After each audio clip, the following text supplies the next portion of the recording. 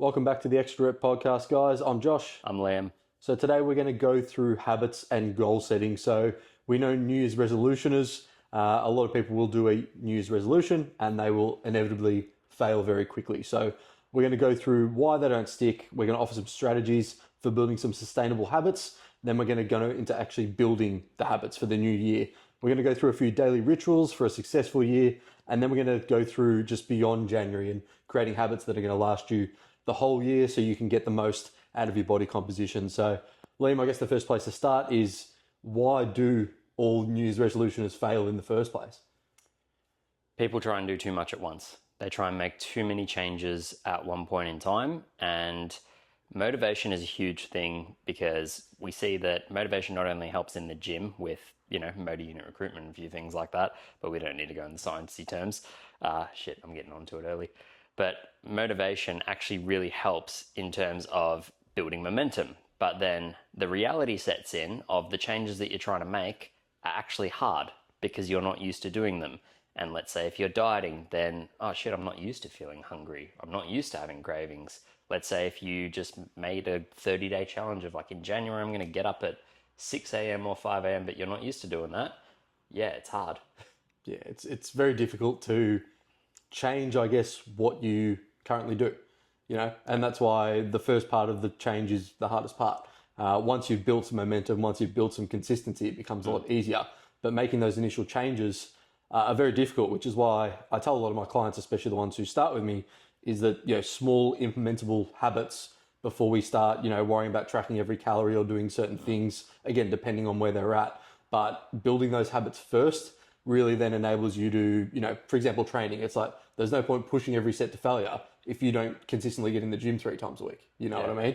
So it's finding that sort of balance. Or if you know the volume. Yeah, it can be a whole rabbit hole, but it goes back to, they don't stick because people set those lofty expectations that they will do for a couple of days and then one day they'll miss it, it's too hard, they'll revert back to exactly what they're doing. So what are some strategies, I guess, we can use in terms of just sort of simple everyday habits that'll get people sort of moving in January in terms of, getting their health and fitness in check? Well, I think that people first and foremost understanding that they're not supposed to change, their body and mind don't want them to change. It likes homeostasis, which is why there's so much resistance to change.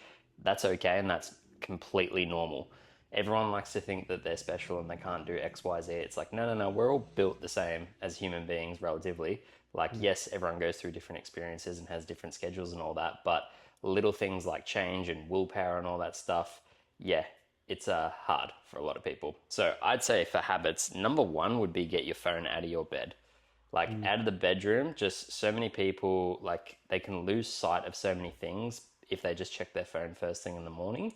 It interrupts sleep as well. It's just one of those things that you don't need to pick up your phone the second you wake up and just straight away, be bombarded with all these notifications. And, that literally sets your entire day. If you wake up to a shit message, you started your day off shit. And when you're trying to build momentum and new things, and also I would just say reminders for people, as silly as some things sound, like a vision board for some people are very visual and it works. Some people, they know that they're going to eat breakfast at the same spot every morning. Some people put their goals on their fridge, or some people put it as their background on their laptop when they go to work, whatever it may be. Little reminders like that can really help. But I would always say, depending on the goal that you're going for, in this term, health goals, I would actually just seek out a coach and you just save yourself so much time, honestly. Yeah, it is funny how that sort of, just having someone to tell you what to do, obviously within reason. It's why I like doing what I call habit stacking with a lot of people, a lot of clients. It's say, if you've got to get up the gym in the, first thing in the morning, that you're not used to normally doing that, something like laying out your clothes the night before to make it really easy to just jump into your gym clothes and off you go, have your bag packed, something like that. Or again, if you're, new, you're going to be jumping on the scale every morning, if you go to the toilet, put the scale in front of the toilet or something like that, just to be there's my little nudge I need. And I can start, with that consistent habit of, starting to weigh myself. Then it might be making breakfast every morning, having a piece of fruit, having another serve of protein. And you'll find, like I said, those small habits are going to, I guess, stack up. So I guess let's say January, what do you think are the 3 sort of biggest habits that people should adopt going into the 2025? 2025. I could think of so many, and I've got my own personal ones, but What are the three main ones? Like if we're just sort of talking, general public who's looking to drop body fat, build a bit of muscle mass, what are the three keys you're like, if you do these three, like that's going to get you, pretty far already? well, understanding that preparation is key, I think, is a big one. I know that's not a habit, but I just want to touch base back on what you mentioned because when we are changing, we're building so many habits, and this is why I say hire a coach. It's because they take away a lot of guesswork for you, and us as humans, we thrive on just being told what to do. We want to just be like, oh, okay, I just need to go in the gym and do X, Y, Z, and I'll eat this amount of food and I'll get the result. But let's say, yeah, you've woken up at 5 in the morning and then you go to the gym and then you don't know what any of the exercises are that on your plan, or you're just winging it and you're doing XYZ because this person's on the machine and you had to substitute. Like little things can really hinder your progress. So, I mean, tying it back to health and fitness, I would say like a coach is probably number one but it's not a habit. So in terms of building a habit, I would say pay attention to mainly your source of information on social media, because that's where so much decision fatigue for people gets into play of things. So social media should be used as a tool, not as something to just brainwash away and you just endless scroll. Like follow accounts that you trust, follow people and just take their advice. Not to say you can't take any advice elsewhere, but I think for habits, like people on their phone, they don't realize how much of a habit it is. Like, you've probably pulled up with clients with screen report shares that says like, hey, you're on it for 6 hours a day. It's like, you can make those 6 hours a day benefit you and have like certain reminders. And so you've got good information going in, or even just reminders like following people you look up to and stuff. Like those little habits can be motivating essentially, because that's the thing. Like so many people, they want to be motivated and then they just, when it's crunch time, they're like, oh, it's so hard. And it's like, if you can have little things like a phone in your pocket that will just help you be a little bit more motivated, it's a really good habit to adopt, to just go through your phone and just cut all the shit out, because there's so much shit there. Yeah, I think there's a lot of, it's hard because obviously there's a lot of information on social media and a lot of it's actually quite good, but the problem is, I think for a lot of people, Conflicting though. Yeah, it's conflicting at the wrong time. So, you might follow someone who's specializing in muscle growth, right? And they're recommending you do X, Y, Z, but because you're in such a deep deficit, it probably is not going to apply in that direct situation, or there's 100 other things. But going back to those habits, I think movement first thing in the morning is probably a big one. So whether you go to the gym in the morning or get out for a walk or something, and I think I combine that with just sculling 2 glasses of water. Just hydration first thing in the morning. Any sort of hydration and movement first thing in the morning, I think just sets you up for a really good day. On top of that... Does that include coffee? Yeah, include coffee as well. Of course, you can have a coffee, but I would still hydrate, obviously, with water, electrolytes, etc. Just for those who are listening, you don't have to wait 90 minutes, but for your cortisol and adenosine receptors to have your morning coffee, you can have it first thing in the morning. Yeah, you can just have your coffee. It's completely fine. Thanks, Mr. Huberman. Idiot. Just wanted to... No, he's not an idiot. He's actually quite Just wanted to clarify that one. But he did get that one wrong. But yeah, going back, I think for me, like the ones, like I'm going to run a bit of a January accountability challenge with a few people. Oh, nice. And like I said, that's probably going to be, everyone's going to be slightly different, of course. But, the first thing is going to be some sort of movement, some sort of hydration. Then obviously we're looking at protein throughout the day, hitting a daily protein goal. And the third will probably be, vegetables, micronutrients. Yeah. I think, and this is obviously depending on if it's fat loss, muscle growth, anything. If you can hit those 3 things, that's going to almost take care of all that. Yep. Then obviously it's the actual deficit and what you're doing with your calories are going to change that. But if you can hit a protein goal, hit enough vegetables, hydrate and train and move, they're going to be your big rocks to sort of start with. Yep. And touching on that, one book I really like is that Atomic Habits book by James Clear. That's the one. Yeah, really, really useful book. So if you guys haven't read it, it's basically just how to form a habit and then how to keep it happening without breaking. What's the thing? Like you see so much like articles and science, I put in quotes and stuff, that people shit on New Year's resolutions. They're like, oh, it takes 3 weeks to build this habit. Some people take 66 days. Some people it's this days. But 91% of like New Year's resolutions fail. And it's just like, hang on, like why tell people they're going to fail before they even start? It just disheartens them straight away. And when you're looking at motivation being the big key, I can tell people that from the amount of people I've coached, I've had them come off antidepressants, alcohol, certain food, addictions, porn addictions, all this stuff, and it all relates into health and fitness. The humans have a, honestly, like special superpower where they go, if I'm done with something, I'm done with it. And I've seen people just go cold turkey, pour the alcohol down the drain, you know, sell their gaming consoles because they know they're not productive at home, all this stuff, like, you know, just chuck their phone in a different room the second that they get home, like, or when they turn their phone on do not disturb when they know they should be working. Like, humans can literally just be like, all right, I'm just going to cut this out. And, you know, we're visual people. And if the change is just 2024 to 2025, that mentally allows us to go, okay, I'm just going to leave that shit back there in 2024, then that's amazing. Yeah, I think when I see people do that, like a lot of the time, it goes both ways, right? It does. Because some people can say 2025, this is awesome, like I'm going to change this, that. And then after life happens. Yeah, after 2 weeks, you know, of course, they're just back at square zero. And then once they do that, they're going to stay like that for the whole year as well. You know, a lot of the time, 100%. Like, the same people who I've talked to, like last year, on the person. I'd say 95%, a strong majority, I feel like, unless they have, there's almost a point where a lot of people get to where it's like I said, it's like a switch, you know, and that can obviously happen in the year, but it's the same people who have the same goals year on year. You see them in the gym year on year, they're consistent in the gym, they're doing stuff, but they're not really changing, you know, and they're not really, they're doing the goals, but they're sort of half doing them. They're also comfortable, that's why. Yeah, they're tiptoeing in and out. People don't realize, like, the biggest motivation for change is pain. When you're completely in like some pain or suffering, or you're just so angry, or you're just fed up with something, you have more likelihood to just be like, all right, I'm done with it. But when you're actually a little bit comfortable, this is why it's hard to keep growing, because when you're comfortable, you don't seek discomfort. This is probably why ice baths are so popular. People seek their 5 minutes of discomfort for the day, and they feel like they can take on the world. It's just placebo. Yeah. And we know it's placebo we know it's placebo.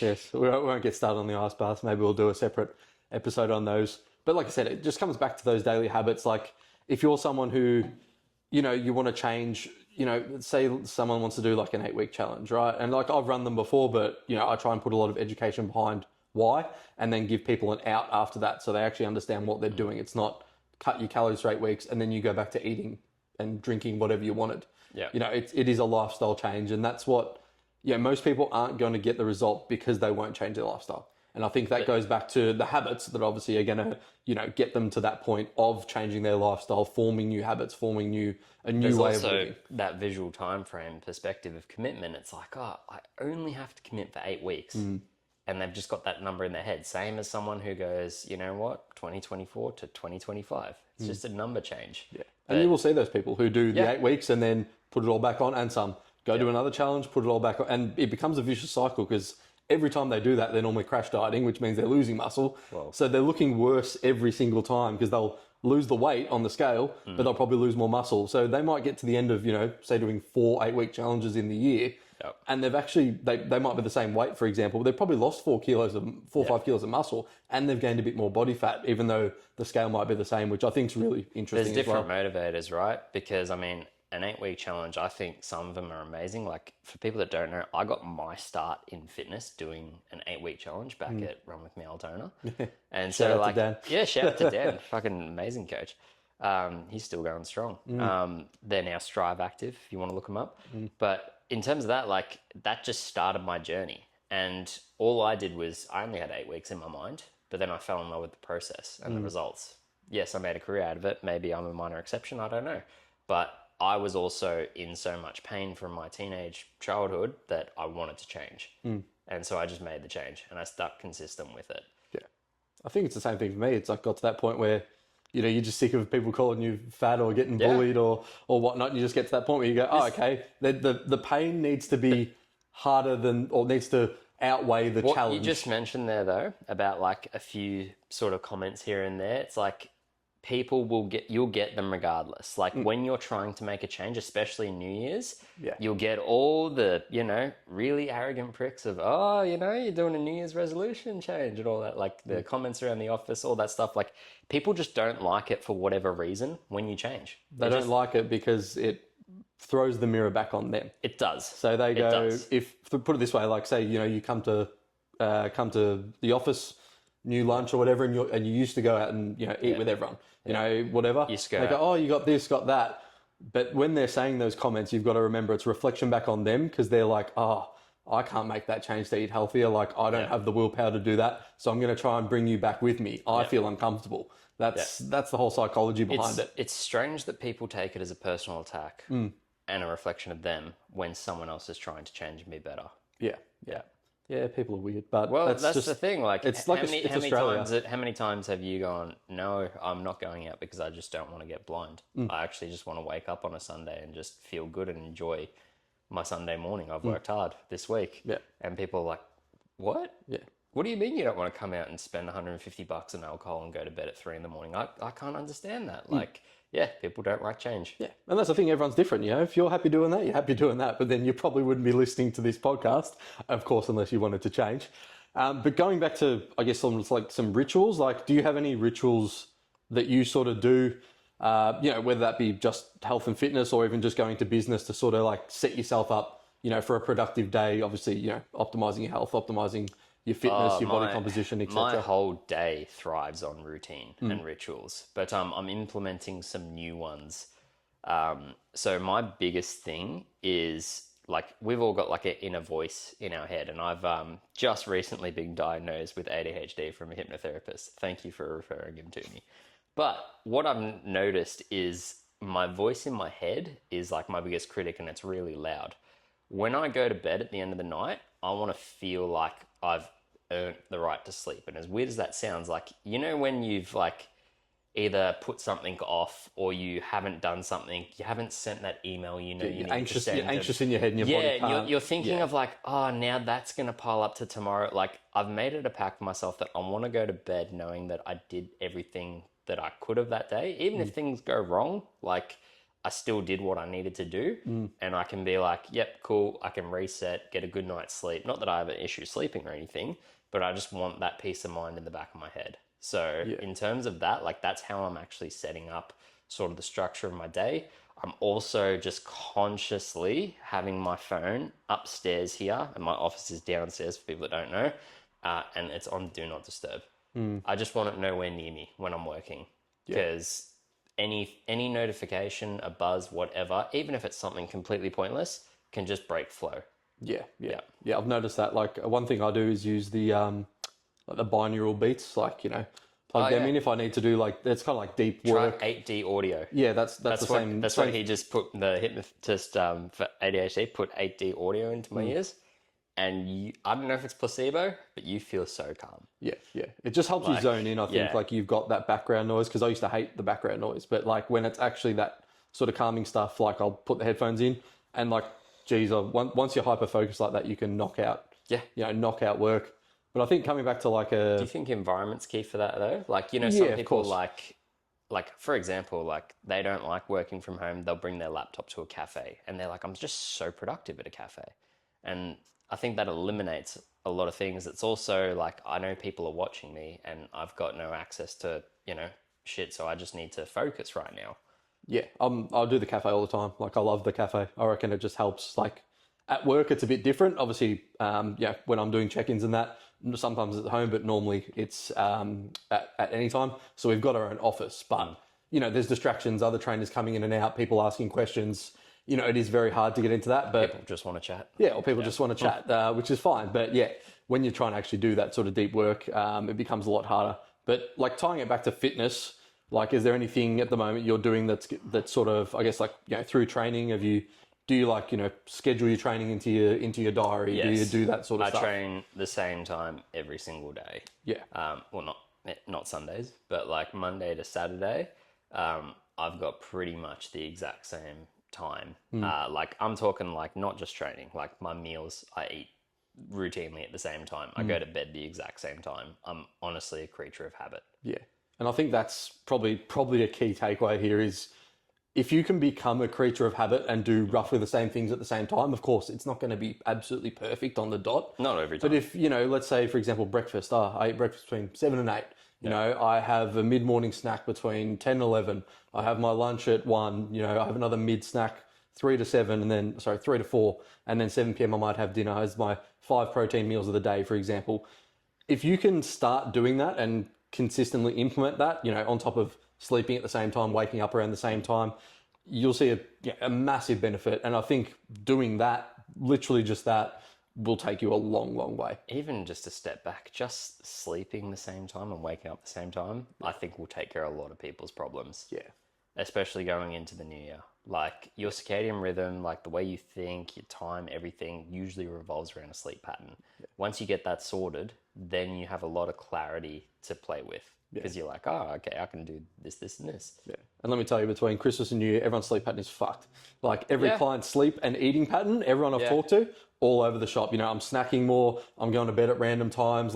It's just because there's no routine anymore. They're not at work. Yeah, exactly. They're not at work, so people fall out of routine. And it's funny because it does fall back into that we don't know what to do with ourselves when we've got the free will. Like, people like to be told what to do. People are like, okay, I know I have to work these hours at work, so I'll just plan everything around that. Yeah.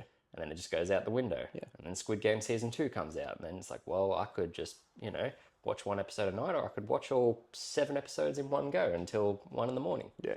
I watched that first episode last night. I finished the season. Oh, jeez, all right. Hey, I watched it straight away. Far out. I loved it. What, 4 days? 3 days? Jeez. How many episodes? Yeah. There's 7. Only 7? Yeah, so there's not many. Oh, I thought they were going to put extras out. I think there's another season coming out, like, next year. Yeah, geez, only 7 though. Oh, that's annoying. It finished on a cliffhanger, so like of course it would lead into the next season easily. Yeah.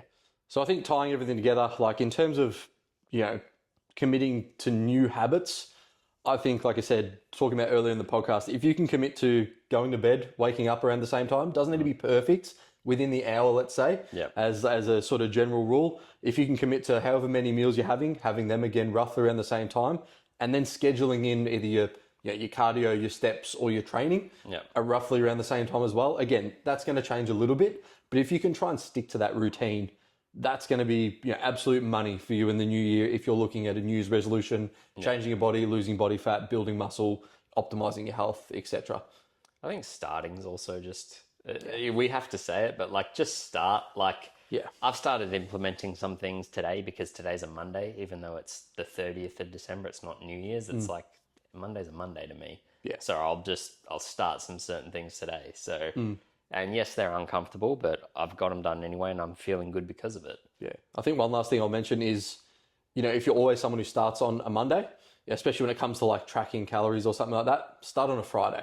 Interesting. So what I find with some people is if you start on a Friday, say you'll do Friday, Saturday, Sunday, chances are you're going to consume more calories, right? Because it's the weekend. Then you can be like, okay, for the 4 days left over, you can divide that by 4. Okay, I've got less calories throughout the week, but I know Monday, Thursday, if I can keep within those calories, then I'm still going to be good. So it's almost like it gives you more calories at the technically start of the week, and then less towards the back end of the week, Monday through Thursday. So that's a little hack you guys can try and use as well if you find you really struggle around that sort of Friday weekend. But again, weekend just comes back to routine, doesn't it? Most people will have a different routine on the weekend than they would on a weekday. I'm not saying it has to be exactly the same, but try and keep, again, consistent waking times, consistent eating times, etc. And you'll find you'll start getting a lot better results as a result of that. Yeah, I'd say just to finish off, like if you are someone who just really struggles, just like whoever's listening to this, like just reach out to someone or someone to hold you accountable. Could be your family, your partner, local PT, could be us. Like just humans, we suffer with self-accountability.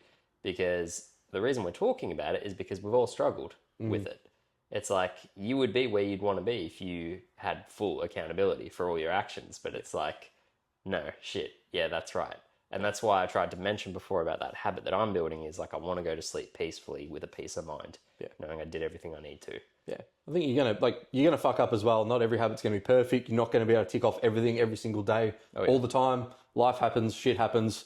Like I said, if you can just get back straight into those habits after falling off, it's that one meal, oh well, big deal, get back on, because it's that one meal that turns into 2 meals, that turns into the weekend, that turns into the rest of the week, that turns into Christmas, New Year, and all of a sudden it's been 2 weeks, haven't hit the gym, you haven't even gone for a walk, and you've just sat like a fat blob on the couch. So well, that happened to you, like you were doing really well, and then you got chronic, what was it? Sick sinusitis, and then you got really tonsillitis. Sick, tonsillitis. And then you had a holiday Take a leaf from my Christmas. book. Yeah. Today's the first day I've trained in 2.5 weeks. There you go. Still been active, still tried to look after myself, but yeah, getting right back into it now. That's the thing, like life happens. You can't plan a sickness, you can't plan these things. No. Like, you know, sometimes you get knocked for six. Yeah.